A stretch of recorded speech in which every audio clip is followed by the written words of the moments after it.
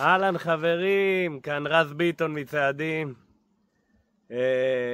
והיום אני למד אתכם איך עושים פילטר מים למקרה שהמים מלוכלכים ואנחנו עדיין חייבים לשתות. פתיח קצר והתחלנו.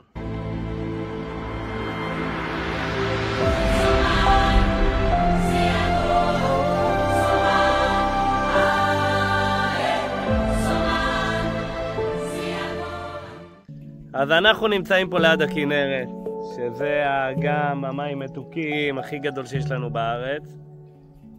פעם היינו שותים ממנו הרבה, עכשיו רק איזה 30% מהמים המתוקים בארץ נלקחים מהכנרת, תודה לאל, וכל השאר בהתפלה מים תיכון.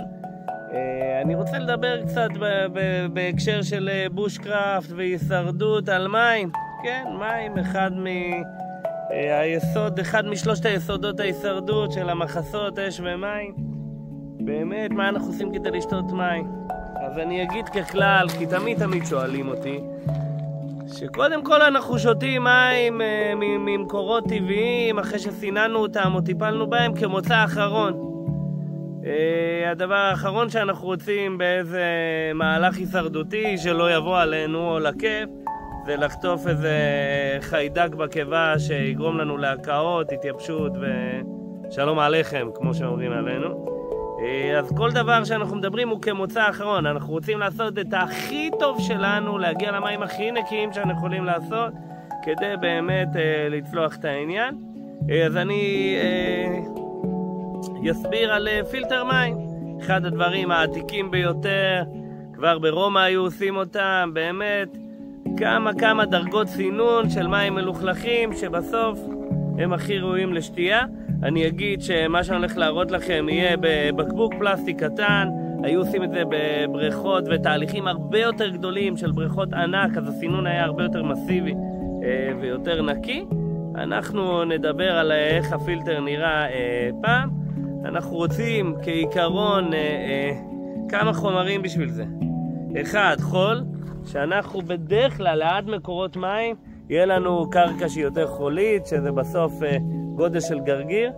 גם בכנרת כמו בים יש לנו חול. אתם רואים? אנחנו נמצאים באזור בכנרת שהמים מתחילים לרדת, אז גם כל הזבל והפלסטיק צף איתה. לא כל כך מראה מלבב, אבל זה התמורה לזה שנהיה פה יחסית לבד. אז כמו שאנחנו יכולים לראות פה, אני מקווה שזה מצלם, כמו שאנחנו יכולים לראות פה, יש לנו כמה דרגות של חול.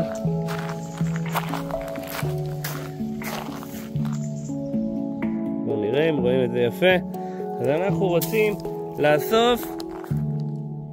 רוצים לאסוף כמה חומרים. אחד מהם הוא חול, אחרי זה פחם, שנדבר על זה, על מה פחם נותן לנו בתוך הדבר הזה.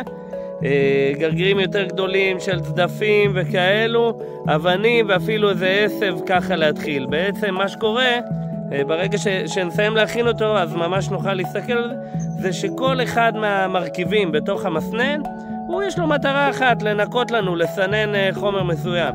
יש מרכיבים כמו הפחם שיסננו לנו, יעזרו לנו עם בקטריות מסוימים. יש חלקים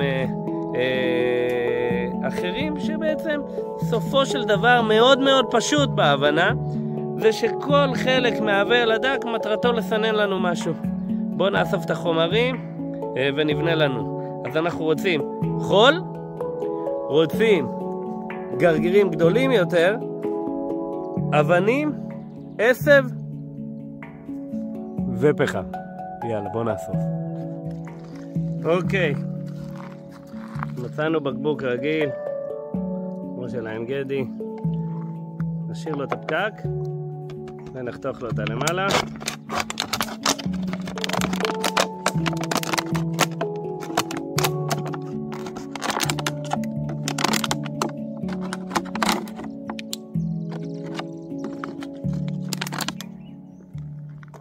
נניח את זה פה, זה כל מה שאנחנו צריכים.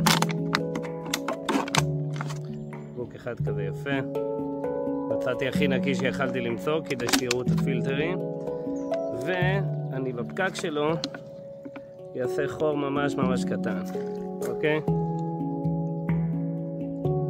רק חור שיוכל לטפטף ממנו הנוזלים. אוקיי? אז יש לנו את זה, בזה נכניס את הפילטר. אספתי פה את כל הדברים, בואו אני אראה לכם. אוקיי, אז מה יש לנו פה? אוקיי? יש לנו פה דבר ראשון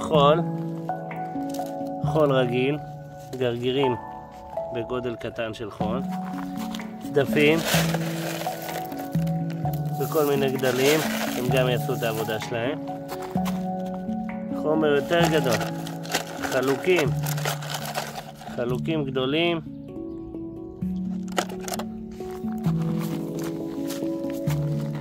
אפר של גחלים וגחלים. מה שאני עושה עם הגחלים, אני שם קצת גחלים וקוטש אותם קצת ליותר דק.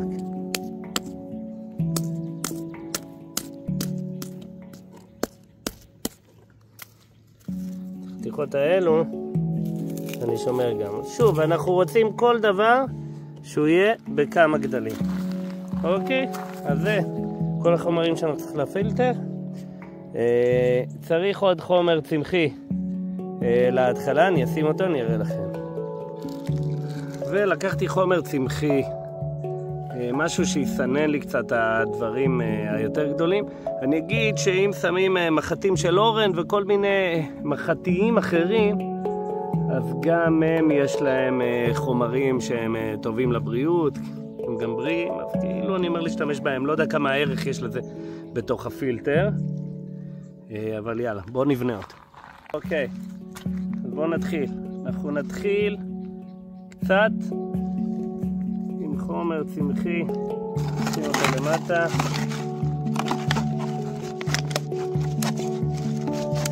נדחוף אותו כמה שאפשר, שהוא יחזיק לנו בעצם את הגחלים, שזה החומר האחרון.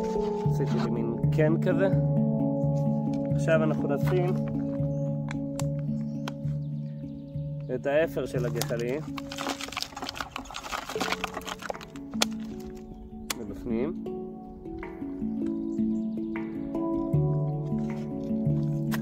את הגחלים עצמם.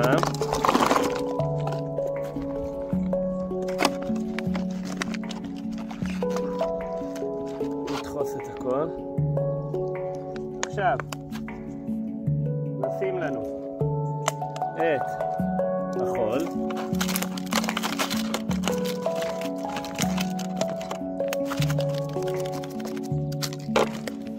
שים לב שאני הולך מהקטן לגדול, ככה שהגחלים הם למטה, כי הגחלים גם מורידים חיידקים מסוימים בגלל הרמת חומציות שלהם.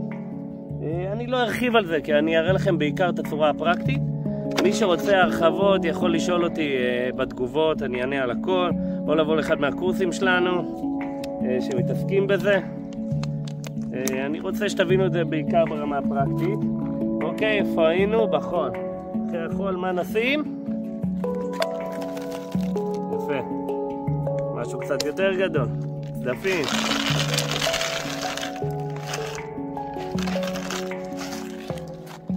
אחרי הצדפים מה נשים? החלוקים היותר גדולים. אוקיי? ואני אוהב בהתחלה גם לשים עוד קצת חומר צמחי, ויש לנו בעצם פילטר נתחיל בהתחלה, לא יודע אם רואים, חומר צמחי כדי לתפוס את הגחלים שלא יפלו. גחלים קטושים, גחלים לא כל כך רואים, גחלים גדולים יותר, חול, צדפים, חלוקים ועוד קצת חומר צמחי. עכשיו מה שנעשה, נמלא איזה בקבוק ככה במים מלוכלכים ונסנן אותו. זה לוקח קצת זמן לתוך צנצנת. נראה את המים בתחילת התינופת שלהם ונראה איך הם מתנקים לאט לאט. אוקיי, יקיריי, זה המים שלנו. ישר מהכנרת, כמו שאתם רואים, מלא חתיכות צפות, די דוחות. בטוח שיש פה הרבה חיידקים, קצת בוצה למטה. בואו נראה מה קורה לדבר הזה.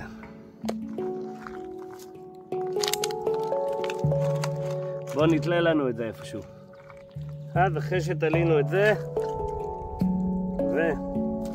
ואנחנו רוצים לשפוך, בואו נצלם את זה מלמעלה.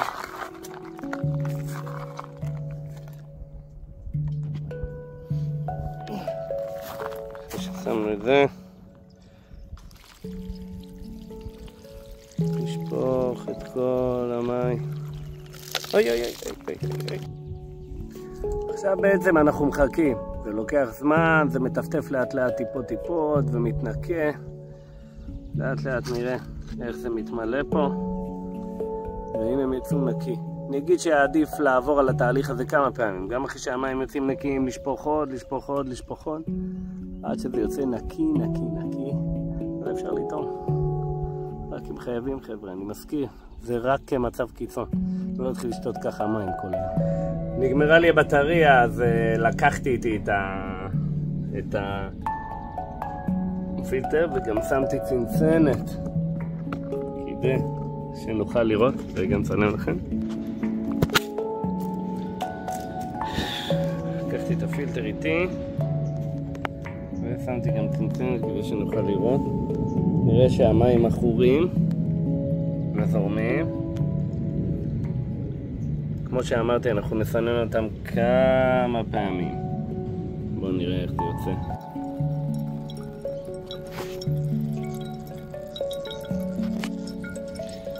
עדיין מלוכלך, אבל עדיין אפשר לראות כבר שהחתיכות יחסית נקיות.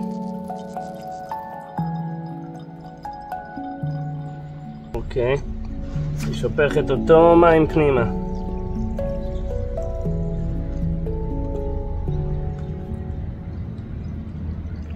לשפוך את הקצה ונחזיר. שימו לב שזה כבר נראה יותר נקי בסיבוב השני. עשית בלי הרבה חומרים. ניתן לו קצת. טוב, זה ייקח זמן. טוב, כמו שאתם רואים, זה הרבה יותר נקי. נמשיך לטפטף. אני אגיד שירד פה גשם תוך כדי ואני עברתי את המים עוד פעמיים בפנים תוך כדי שאני עושה עוד דברים. זה לוקח זמן. מה שבטוח זה שאם אתם זוכרים את המים איך הם היו עוד לפני לעומת מה שיש לנו פה בצנצנת, אפשר לראות שיש עוד חתיכות קטנות בלמטה, אבל לא משהו. מבחינת הריח, הריח של מים טובים. עוד זה, תם קטן.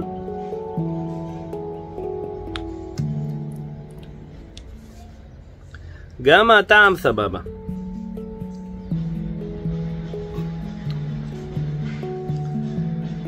חשוב להגיד שלי יש קיבה חבל על הזמן. לא הייתי מתחיל לשתות ולסנן כאלו בבית. ואני אומר לכל הילדים של ציידים, תתחילו לעשות מסננים בבית ולשתות את זה. אני מכיר את ההגזמות שלכם. אבל באמת זה הפילטר. פילטר טבעי. שיעזור לנו קצת לנקות את המים. שוב, למצבי קיצון.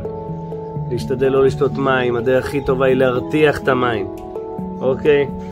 אבל אם כבר הגענו לזה ואין לנו אש ואנחנו צמאים וזה עוד לא התייבשות, אז עדיף את זה. יאללה חברים, נתראה ביער.